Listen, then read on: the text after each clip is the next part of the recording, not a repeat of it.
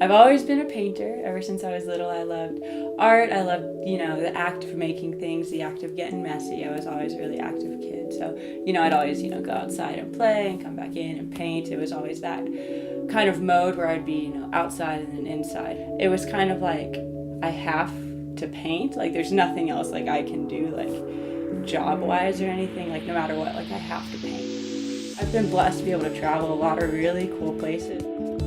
Every time I go hiking, I'll bring my backpack and I have my watercolors, my sketchbook, and that's what got me really into watercolors is how portable they are. So I've been to like Oregon, I've been to Arizona, I've been to Utah, I've been, Alabama's even beautiful, and now I'm here and I'm in the mountains, and he's inspiring me. When I'm at the top of a mountain, it's like total peace, and I can spend time like ceases to exist almost, and I'm just like in the moment there. And being an artist and painting really causes you to like stop and look and where you are and be observant. The fun of creating every little like detail of a piece and then the big picture.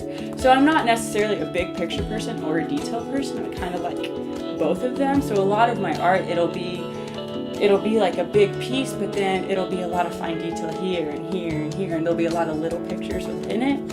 And so, a lot of my art also has faces in it, and I see faces everywhere in nature. So it comes in almost by accident in my art too, is like I have a lot of faces and everything. So, and recently I've been trying to look at my old watercolors or the old places I've traveled and stuff, and then bring them into my oil painting, because recently I've fallen in love with palette knife painting and oil painting like that, because oil paint's just like butter, and you just like it spread it in different colors on the canvas, and like layering is really fun.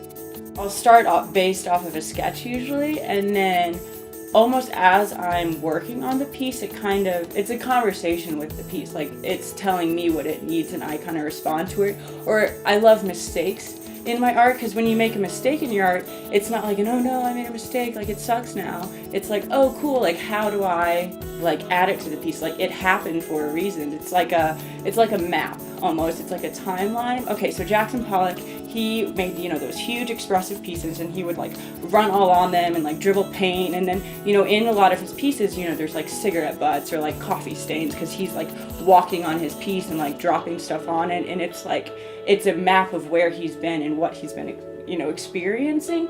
So when I work on a piece over multiple days, it's like whatever you're feeling in that day kind of comes out in the piece and the different parts of it. And then I love when I hear other people be like, oh, I see this in that piece, and I'm like, I didn't even mean for that to be there. It's cool. And I think that's when art gets exciting, is when like you make something that means something to you, and then it means something else to everybody else. I think that's like good art, you know what I mean? In a Dali, like he painted like these surrealistic dreamscapes, and to him a weird face he put in it was actually like based off of a rock he'd seen in his hometown in southern Spain, right? But to you it's like this weird face from another planet or something like that. And I think that's cool when it means something else to you than it does to the artist. And it's like sometimes I don't want to reveal the meaning of my pieces to me, because I like for you to create your own meaning and your own like your own interpretation of the piece. It's cool, and it's fun to hear from me, because it's like, oh wow, I meant to do that too,